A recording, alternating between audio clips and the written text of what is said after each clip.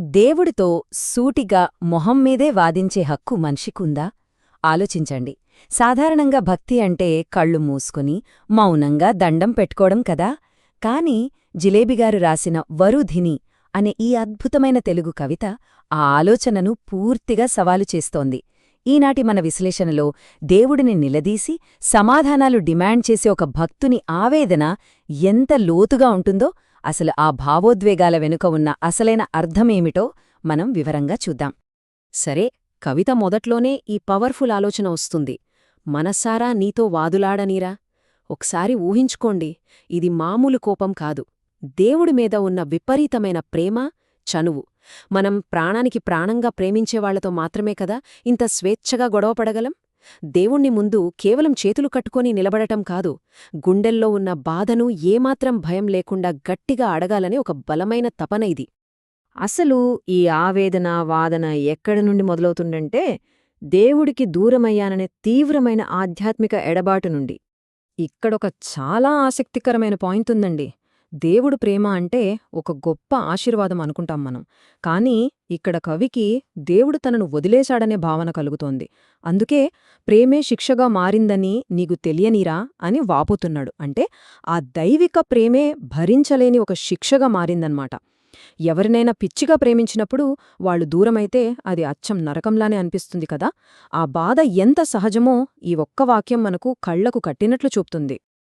అయితే దేవుడిపై ఉన్న ఈ ఆవేదన కేవలం కవికి మాత్రమే పరిమితమైన వ్యక్తిగత బాధ అనుకుంటే పొరపాటే. ఇది వివిధ మతాలలో కనిపిస్తున్న ఒక సార్వత్రిక అనుభవం. అవును, ఇది నిజంగా ఒక విశ్వజనీయమైన విషయం. ఇస్లామిక్, హిందూ మరియు క్రైస్తవ సంప్రదాయాలను కవి ఇక్కడ ఎలా కలిపారో చూస్తే ఆశ్చర్యం వేస్తుంది. ఒకసారి గమనించండి. సూఫీ కవి రూమీ తన వేణువు ద్వారా రోదించిన, నలుడు అగ్నిలో పడి బాధపడిన, శిలువపై యేసుక్రీస్తు విలపించిన, అలాగే దేవుని చర్యలనే ధైర్యంగా ప్రశ్నించిన అయ్యోబైన, దేవుడితో నేరుగా పేచీపడిన మూసా ప్రవక్త అయిన వీరందరి అనుభవాలు ఒక్కటే. దేవుడితో ఘర్షణ పడటమనేది మనుషులందరికీ సంబంధించిన ఒక సార్వత్రిక అనుభవమని ఇక్కడ మనకు చాలా స్పష్టంగా అర్థమవుతుంది. ఇది ఏ ఒక్క మతానికో పరిమితమైన బాధ కాదు. భక్తుడు అనుభవించే ఈ తీవ్రమైన నిరాశను ఆత్మ యొక్క చీకటి రాత్రి అంటే dark night of the soul అంటారు. గెత్సమని తోటలో మొరపెట్టుకోవడం, సిలువను చూసి కన్నీరు పెట్టుకోవడం, అసలు ఈ కటిక చీకట్లో దైవం ఎందుకు మాయమైందని గట్టిగా ప్రశ్నించడం, ఇవన్నీ అందులో భాగమే. జీవితంలో ఎదుర్కొనే అత్యంత కష్టకాలంలో దేవుడు మనల్ని పూర్తిగా గాలికి వదిలేశాడేమో అనే ఆ భయంకరమైన వేదనను ఇది ప్రతిధ్వనిస్తోంది. సరే, దేవుడితో ఎందుకో ఇంత తీవ్రంగా వాదించాల్సొస్తోంది? అసలు ఈ ఆవేదన వెనకొన్న నిస్వార్థమైన ప్రేమ, ఆ స్వచ్ఛమైన భక్తి ఏమిటో ఇప్పుడు చూద్దాం. ఇక్కడున్న ఈ తేడాను కొంచెం జాగ్రత్తగా గమనించండి. సాధారణంగా చాలామంది స్వర్గం దొరుకుతుందనో లేదా పాపం చేస్తే నరకానికి వెళతామనే భయంతోనూ దేవుణ్ణి ప్రార్థిస్తారు. ఇదొక రకమైన లావాదేవి లాంటిది. నువ్విదిస్తే నేను భక్తి చేస్తాను అన్నట్లు. కాని కవి ఏమంటున్నాడు? నేను నిన్ను నీకోసమే ప్రేమించానురా అంటున్నాడు. ఇది పక్కా నిస్వార్థమైన ప్రేమ. ఏమీ ఆశించకుండా ఇంత స్వచ్ఛంగా ప్రేమించినప్పుడు ప్రతిఫలంగా దూరం దొరికితే అది ఎవరికైనా పెద్ద ద్రోహంలానే అనిపిస్తుంది, అవునా? ఖచ్చితంగా ఆ స్వచ్ఛతే భక్తుడికి కొండంత ధైర్యాన్నిస్తోంది. అందుకే చాలా కాన్ఫిడెంట్గా ఒక విషయాన్ని డిక్లేర్ చేస్తున్నాడు కవి. తన ప్రేమలో స్వచ్ఛత ఉంది కాబట్టి వాదించడం అనేది ఏమాత్రం పాపం కాదు, అది నిజమైన ప్రేమికుడికి ఉన్న ప్రాథమికమైన తిరుగులేని హక్కు అంటున్నాడు. ప్రేమ ఉన్నచోట మాత్రమే కోపపడే దేవుడిని కూడా నిలదీసే చను ఉంటుంది అని ఇది మనకు చాలా బలంగా, సూటిగా చెప్తోంది. ఇంత భయంకరమైన వాదన తర్వాత ఏమవుతుంది? ఆ కాలిపోతున్న కోపం కాస్త నెమ్మదించి మౌనమే సమాధానంగా మారే ఒక నిశ్శబ్ద అవగాహన మొదలవుతుంది.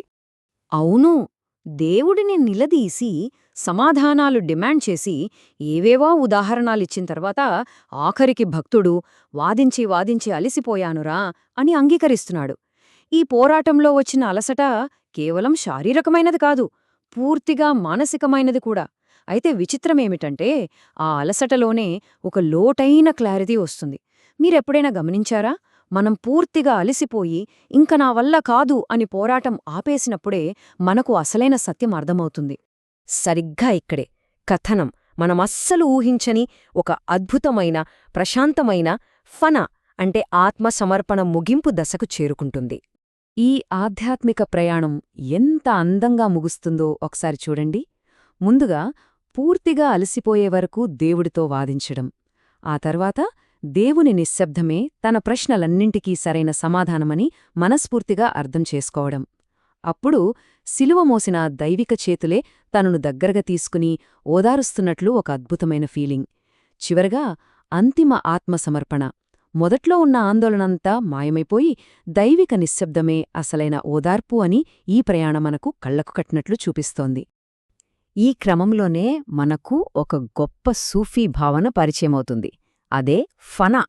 ఫనా అంటే కేవలం దేవుడు ముందు తలవంచి లొంగిపోవడం కాదు.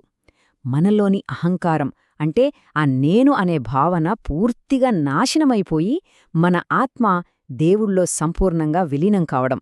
మన అహం మాయమైపోయి మనసు పూర్తిగా దైవిక ఉనికితో నిండిపోయే ఆ అద్భుతమైన క్షణమది. దేవునితో చేసిన పోరాటమే చివరకు దేవునిలో ఐక్యంగా మారిపోతుంది. అదనమాట విషయం. చివరగా ఈ కవితలో ఒక బ్యూటిఫుల్ పారాడాక్స్ బయటపడుతుంది. అదేంటంటే, వాదులాటలోనే నిన్ను పొందాన్రా అని కవి చెప్పడం. అంటే ఇక్కడ అర్థమేమిటి? ఆ ముడి, కోపంతో కూడిన వాదన దేవుడిని దూరం చేయలేదు సరికదా, ఆ వాదనే వాళ్ళిద్దరి మధ్య ఒక అంతిమ ఆధ్యాత్మిక బంధాన్ని ఏర్పరచడానికి అసలైన మార్గంగా మారిందని మనకు చాలా స్పష్టంగా అర్థమవుతుంది. సో, ఈ అద్భుతమైన విశ్లేషణను ముగించే ముందు ఒక ఆలోచింపజేసే ప్రశ్న మీ ముందుంచుతున్నాను. ఏమంటారు? నిజమైన భక్తి అంటే దేవుని ముందు గుడ్డిగా లొంగిపోయి ఏమీ అడగకుండా మౌనంగా ఉండటం మాత్రమేనా? లేక ప్రేమకున్న అత్యున్నతమైన స్వేచ్ఛను తీసుకుని ఆ దైవంతో ప్రాణానికి ప్రాణంగా వాదించే హక్కును పొందటమా? బహుశా దేవుడితో కనెక్ట్ అవ్వడానికి సరైన మార్గం మౌనంగా విధేయత చూపటం కాదేమో, అపారమైన ప్రేమతో వాదించే ధైర్యం కలిగి ఉండటమేమో. ఈ ఆలోచనతో ఈనాటి మన విశ్లేషణను ముగిద్దాం.